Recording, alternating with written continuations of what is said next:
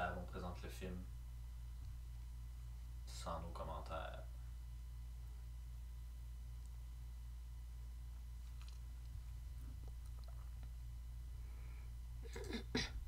J'avoue que j'avais pas pensé d'ouvrir ça.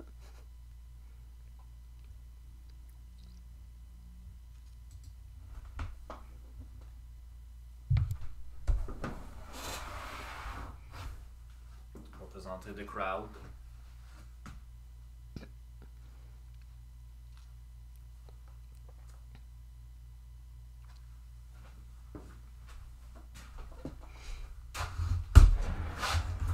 Meilleur film. Allô, allô, allô. What up?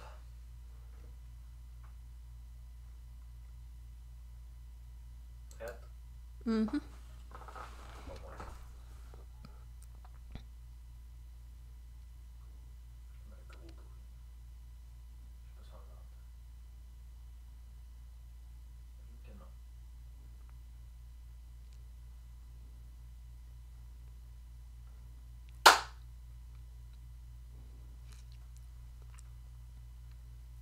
Bonjour et bienvenue à une autre capsule sur l'histoire des Oscars. Nous sommes toujours en 1929. Pour cette capsule, en fait, on s'attaque à un gros morceau, en fait, le prix pour l'Oscar du meilleur film. Fait peut-être un peu particulier pour cette première édition. Il y a deux catégories meilleur film. Donc, il y a le Best Picture, Outstanding Picture, je crois qu'il l'appelle. Et il y a le meilleur Best Artistic and Visual. Attends, ici, là, Unique and Artistic Picture. Donc, il y a deux catégories meilleur film. C'est la seule année où ça va arriver parce que dès l'année suivante, on va combiner, disons, ces deux catégories-là pour une seule et même catégorie meilleur film. Puis, souvent, par contre, on va considérer le premier gagnant comme le premier gagnant de l'Oscar du meilleur film avec le gagnant de cette catégorie-là dont on parle aujourd'hui, donc Outstanding Picture. Je suis toujours avec Jade. On va la présenter avant d'entrer en la matière. Ça va bien, Jade? Oui, ça va bien. Donc, comme tu le dis si bien, là, une belle catégorie, une seule occurrence de cette catégorie-là. Fait qu'on a bien hâte de plonger. Il y a des films dont on vous a déjà parlé. Un de mes préférés, que j'ai bien hâte de représenter encore. Mais ça va bien. Une belle catégorie. Puis toi, mon cher? Oui, ça va toujours très très bien. Puis c'est ça. Notre parcours de la première édition s'achève quand même rapidement. Il nous reste 4 catégories, je crois, après celle-ci, ou 3 ou 4 en fait. On verra, on verra. Juste une petite précision avant d'entrer justement en la matière. Je ne ferai pas une historique ni, disons, qu'est-ce qui caractérise un meilleur film, parce que c'est un peu dur à dire. C'est vraiment tous les éléments qui contribuent, disons, à cette catégorie-là. Par contre, le prix va au producteur, normalement, du film et non pas au réalisateur, sauf évidemment si le réalisateur est aussi un producteur. Un producteur, c'est celui qui est engagé par le studio pour, disons, gérer tout ce qui est question de budget, tout ce qui est l'orientation générale là, que le studio veut donner au film. Pour cette première année-là, en fait, là, c'est les studios eux-mêmes qui vont être récompensés et non les individus. Je ne sais pas, en fait, à partir de quelle année ce sera les individus, peut-être l'année suivante, enfin, on vous tiendra informé. C'est ça, pour cette catégorie-là, cette année, c'est 3 films qui sont en nomination. Donc, Wings, dont on a déjà parlé pour les Best Engineering Effects, donc effets spéciaux essentiellement. C'est également celui qui va remporter, en fait, Wings. Seventh Heaven, dont on a aussi parlé, meilleure, je me souviens plus exactement, meilleure actrice. On ne l'a pas abordé évidemment encore. Meilleure actrice, meilleur scénario, gagnant du meilleur réalisateur également. Puis nommé, je crois, meilleure direction artistique et puis un autre là, qui m'échappe. Et The Racket, un nouveau venu qui n'a aucune autre nomination que celui-ci. C'est un film de, on va le présenter, mais de Lewis Milestone qui a d'ailleurs lui aussi gagné meilleur réalisateur pour un autre film, Two Arabian Nights, que je crois est de la même maison de production, celle qui... je ne sais pas si elle appartenait à Howard Hughes ou en tout cas, mais parce qu'on le verra là, dans les trivia un peu sur le film. Mais peut-être, justement, Jean, tu pourrais commencer, on pourrait parler justement de The Racket. Oui, ben The Racket qu'on a écouté il y a pas si longtemps. Donc réalisateur Lewis Milestone, un film de 1928 qui est un des premiers films, je pense, de cette année-là, qui est comme dans le crime, on est au cœur là, d'une guerre de gangsters finalement. Underworld, là, qui était une meilleure Ouais, mais originale.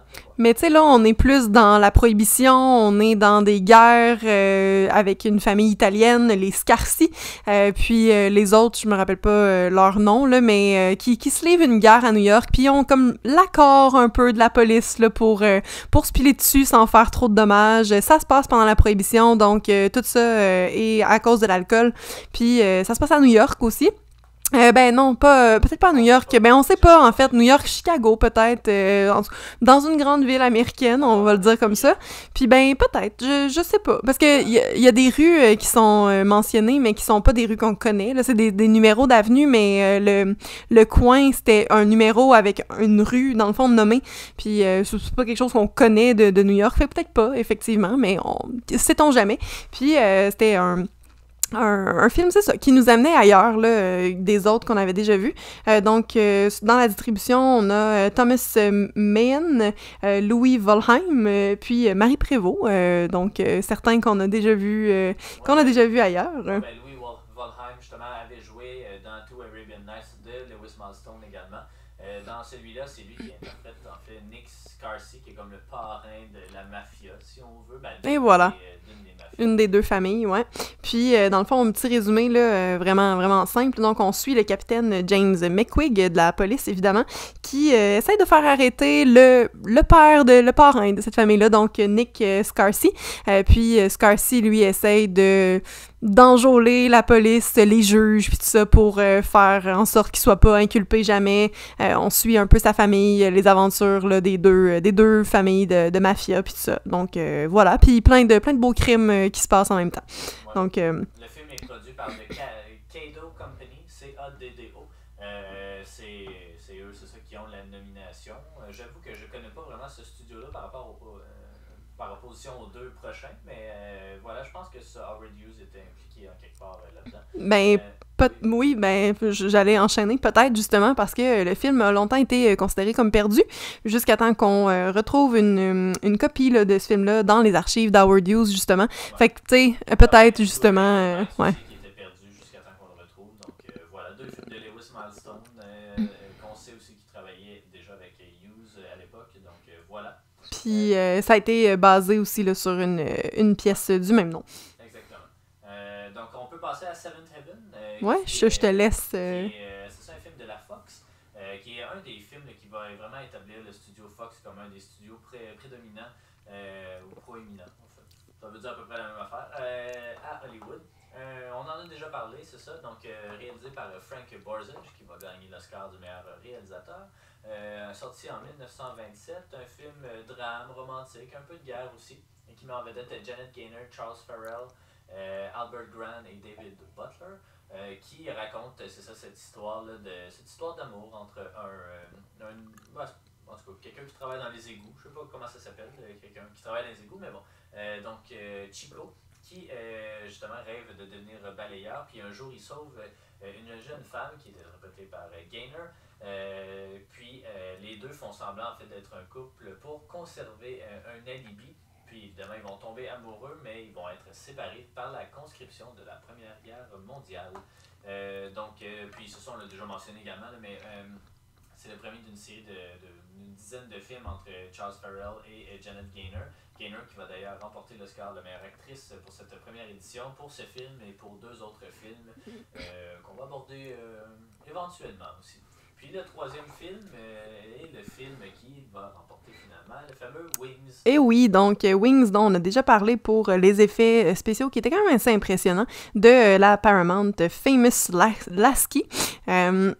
Wings du réalisateur William A. Wellman, un film de 1927 de genre drame, romance, guerre aussi.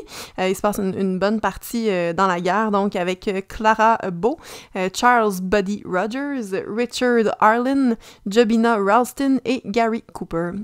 Donc, résumé de ce film-là, dans le fond, deux hommes qui vont courtiser la même femme. Dans le fond, elle est en amour avec un des deux, l'autre est en amour avec elle, donc un petit triangle, dans le fond, mais il y a une relation quand même entre deux des trois.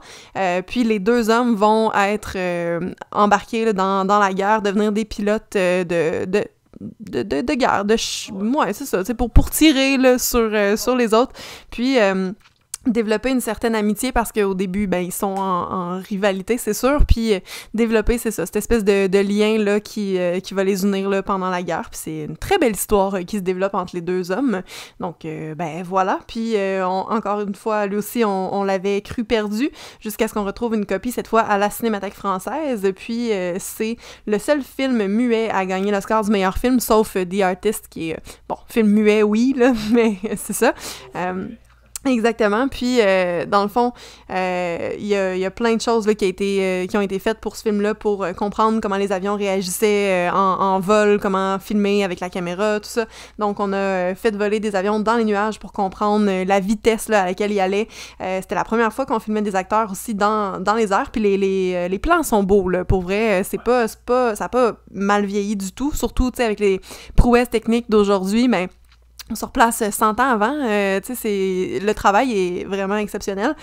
Puis c'est un des rares films là, à avoir gagné meilleur film sans que le réalisateur soit nommé meilleur réalisateur.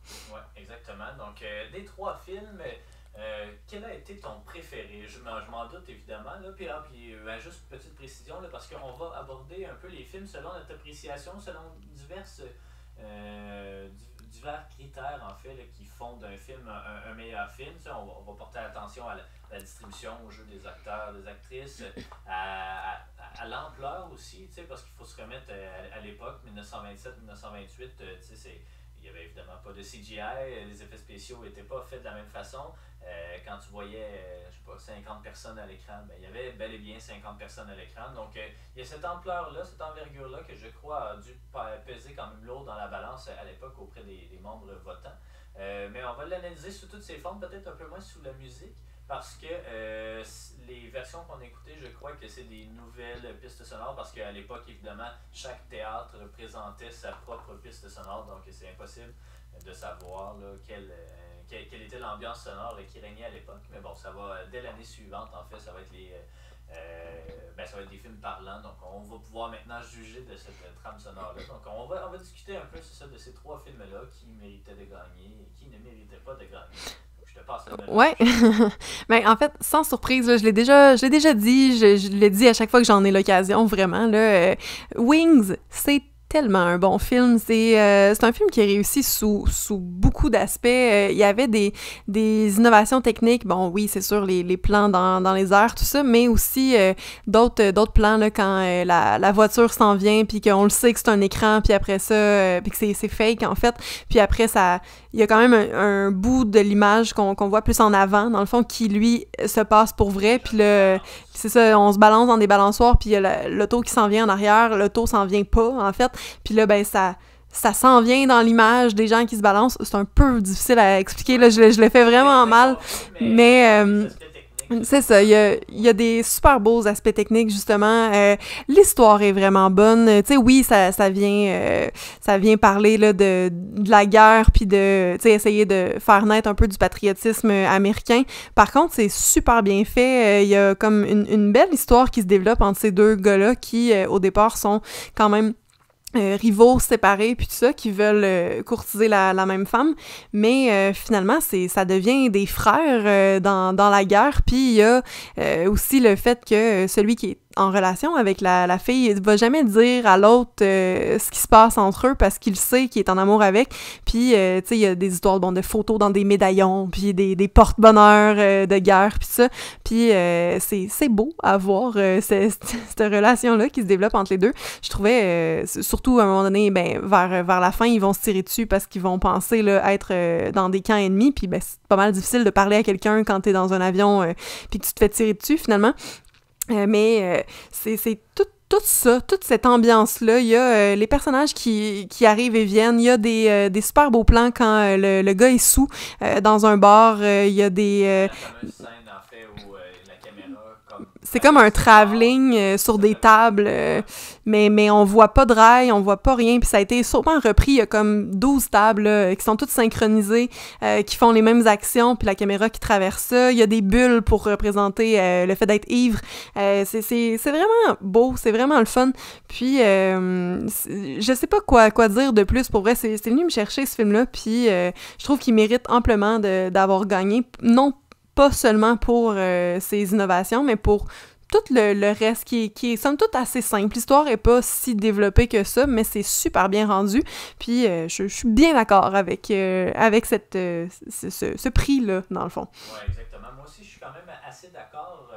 C'est un film qui m'a surpris parce que c'est ça, il est un peu plus long que les autres, là, 2h15, 2h20, quelque chose comme ça. Donc c'est quand même une grosse production, mais bon, le jeu des acteurs et des actrices c'est peut-être pas si parfait que ça. Mais leur histoire d'amour est quand même, amour et fraternité sont quand même crédibles. Puis non, c'est ça, je répéterai pas ce que tu as déjà mentionné, mais effectivement, je suis pas choqué de voir que ça a remporté. Ce qui me. Ben, pas ce qui me choque, mais en fait, parce que faut quand même parler un peu des deux autres, parce qu'ils ont quand même certaines qualités, mais je crois, avec Seventh Heaven qui avait 5 nominations, 3 Oscars, je m'attendais à un film un peu plus riche, peut-être, que ce à quoi on a eu droit. C'est un film à peu près à la même construction que Wings au final, là, sauf que ça se passe pas dans les airs. Mais c'est une romance qui est séparée par la guerre, et puis c'est à peu près ça. Mais là aussi, il y a quand même des très beaux plans. Frank Borzage mérite, selon moi, un meilleur réalisateur. Mais je comprends pas pourquoi William A. Wellman n'a pas été nommé dans cette catégorie-là. Mais bon, Seventh Heaven, c'est ça qui m'a un peu déçu, effectivement, même si c'était quand même assez efficace comme histoire d'amour. Puis j'avoue qu'entre Seventh Heaven et The Racket, je sais pas lequel j'ai préféré. Toi, je sais pas. Ben, je te dirais que j'ai peut-être préféré The Racket, malgré que c'est un film où t'as jamais de répit, en fait, t'as jamais de bonheur, comme c'est difficile à regarder, mais Seventh Heaven est quand même bien, tu sais, je l'ai apprécié quand on l'a regardé, au recul, j'ai l'impression comme peut-être un peu moins que ce que je me souviens, parce que c'est comme pas clair, mais c'est deux films complètement différents. Seventh Heaven, c'est une histoire d'espoir, puis l'autre, c'est ce que je l'avais déjà dit, là, mais on dirait quasiment The Pursuit of Happiness, là, tu sais, c'est de l'espoir, mais c'est dur, là. Avec un autre, parce que. Ah oui, Ouais. oui, pardon, Genre, effectivement. tu confonds, c'est ça, on écoute beaucoup de films quand même, là. Tu confonds avec. The Crowd. The Crowd, oui, mon Dieu, je m'excuse. Nommé meilleur film, mais dans l'autre catégorie, on pourra l'avoir. Ben à ce moment-là, c'est un peu plus facile. Je dirais quand même que je préfère The Racket à Seventh Heaven. Je trouve que l'histoire, c'est pas quelque chose qu'on a vu souvent, mais cette année-là, en tout cas, je trouve ça le fun de plonger dans la prohibition, dans le crime organisé. On a l'impression de regarder la naissance d'un Scorsese ou tu sais, c'est cool. Là. C'est un trait de base Irishman. Là. Ouais. C'est un peu plus sobre parce qu'il n'y a pas vraiment de scène d'action. En fait, là, tout se passe dans les dialogues puis dans la relation entre les personnages. Là, alors que, mettons, Underworld, qui était l'autre film de gangster de cette année-là, il y a une grosse scène vers la fin, mais c'est ça, il y a quand même un petit peu de scène par-ci par-là d'action. Alors qu'ici, non, c'est ça, c'est vraiment tout est dans le texte et tout. Puis j'ai quand même bien aimé ça. J'aime pas ça, l'action en général au cinéma. Donc ça fonctionnait vraiment bien. Louis Volheim était très bon aussi dans son rôle. Il y avait un personnage féminin aussi quand même assez fort avec Marie Prévost qui justement joue cette espèce de. C'est pas une prostituée, là, mais c'est pas loin. Là, c'est une danseuse, je pense. C'est une danseuse dans un cabaret. Dans le fond, on la rencontre la première fois. Là, elle danse pour la fête. On sait pas si c'est son frère ou son fils, mais c'est probablement son frère de Scarcy, dans le fond. Puis là, elle se fait ramasser par grand Scarcy qui aime pas ça. Il aime pas les femmes en général. Il trouve que les femmes, c'est du poison, puis que ça cause la perte de l'homme, puis tout ça. Donc, mais elle se laisse pas faire, puis elle décide qu'elle va aller fouiller dans les affaires familiales pour aider la police. Donc, comme quand même, elle ose, là. Quand même assez intéressant. Donc, c'est ça. Puis, le film, The Racket, c'est clairement celui qui a la moins grande envergure des trois. Pourtant, c'est sûr que ça donne l'impression un peu qu'il part avec une balle de prise, mais je trouve qu'il est quand même assez efficace quand même. Puis, si je comprends, ben, tu sais, ce film-là, en fait, il a été là parce qu'il remplace The Circus, qui lui aussi a été, s'est vu sa nomination retirée pour se faire donner un prix honorifique au final. Mais est-ce que tu as préféré The Circus à à chacun de ces films-là? J'ai quand même préféré Wings aux autres. C'est sûr que The Circus avait des beaux côtés puis tout, mais si on se dit, bon, ben, il y a un lieu, The Wings en a plus qu'un. Tu sais, l'histoire est vraiment plus développée dans Wings. Dans The Circus, on est dans un Charlie Chaplin comique. Tu sais, il y a pas vraiment de scénario, en fait. Là, tu sais, il va faire ses cascades puis ses prouesses qui sont quand même impressionnantes, mais je trouve que Wings est quand même plus achevé, plus réussi. Je pense peut-être que c'est pas de ton avis. Non, je suis d'accord que Wings, ça a l'étoffe d'un meilleur film, mais j'ai préféré des deux The Circus parce que c'est un film quasi parfait là, pour ce que c'est, mais c'est une comédie aussi, fait qu'il faut pas non plus s'attendre à ce qu'il y ait des avions volent dans les airs pendant une demi-heure ou des trucs comme ça, mais je pense que il est plus impressionnant Wings, puis il mérite, selon moi, quand même, d'avoir remporté. Là. Mais c'est l'équivalent d'un 1917. C'est ça que j'allais dire, justement, ouais. Qui m'a étonné qu'il ne remporte pas cette année le meilleur film, que ce soit Parasite. Même si je suis d'accord que Parasite, c'est un meilleur film que 1917, mais ça m'a étonné quand même. Puis là aussi, ben, c'est sûr que d'avoir retiré la nomination, ça enlève un peu l'enjeu. Au final, on ne sait pas si The Circus aurait pu gagner ou non. Je crois que oui, probablement, parce que encore là, c'est un peu bizarre parce que Chaplin n'était pas très aimé à Hollywood non plus, donc je sais pas qu'est-ce que ça aurait donné, mais non, je suis pas choqué par la victoire de Wings, puis c'est un film que je vous recommande. D3, moi c'est ça, c'est D3, je pense que c'est celui que je vous recommande le plus. Après ça, Silent Heaven et The Racket, ben, ça dépend vraiment ça dépend de vos goûts en fait là, mais ils valent quand même leur écoute je crois, mais c'est des films que je pense pas qu'on va réécouter à un moment donné, alors que Wings, peut-être un moment donné qu'on se laissera tenter, je sais pas, mais c'est ça, je pense que le bon gagnant a gagné. Oui, puis je vais juste en profiter pour faire un petit aparté sur Wings, justement, je l'ai vu passer dans le groupe de Criterion, puis c'est pas un Criterion Wings, puis c'est quelqu'un qui disait « Ah, quand Criterion annonce qu'ils vont l'avoir, le mettre sur leur plateforme, le sortir en DVD », puis j'étais tellement contente de lire ça, parce que normalement, c'est deux choses complètement distinctes, là, tu sais, Criterion ne parle pas vraiment d'Oscar, sauf, ben non, mais tu sais, ils vont parler de Parasite, qui sont vraiment contents, mais tu sais, je trouve que c'est comme non, mais qui t'étais manifestement pas d'accord, mais tu sais, c'est Wings, j'étais contente, puis effectivement, je pense que peut-être ça aurait sa place dans Criterion, le premier meilleur film, puis justement parler de des effets puis tout ça, mais c'est ça, c'est un... ça dans le groupe parce que les droits deviennent, le film devient ouais, domaine public dans le fond. Donc peut-être Ben on va pouvoir dans 7 ans, non? Je me souviens plus c'est quoi, là, je pense que c'est comme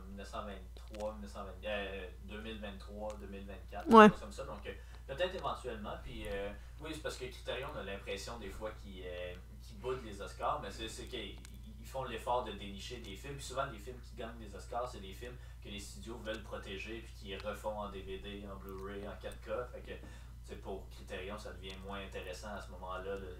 C'est pas vraiment leur niche, mais c'est sûr que s'ils ont l'opportunité, je suis pas mal sûr qu'ils vont sauter dessus. Par contre, Paramount, c'est ça, on refait un Blu-ray de lui, c'est ça qu'on a écouté. Puis, c'était vraiment bien. C'est une belle restauration quand même. Donc, puis ils ont ajouté des bruits aussi, sur les bombes qui tombent, puis tout ça. Ouais, il y a du sépia, il y a du feu, puis parce que c'est noir et blanc et sépia, mais il y a du feu aussi, donc voilà. Donc voilà, c'est ce qui conclut ce premier épisode en fait des meilleurs films, parce qu'il va y avoir le deuxième Unique and Artistic Picture, où là, ça regroupe The Crowd, Chang, Drama of the Wilderness et Sunrise. Ah ben ça, The Crowd, en tout cas, là, ça c'était... C'est comme The Pursuit of Happiness. C'est tout ça. Ben, restez, on ne sait pas si ça va être la prochaine chronique, mais en fait, restez des nôtres, puis c'est ça, dans une autre capsule, on pourra aborder ce deuxième meilleur film, deuxième catégorie meilleur film. Salut!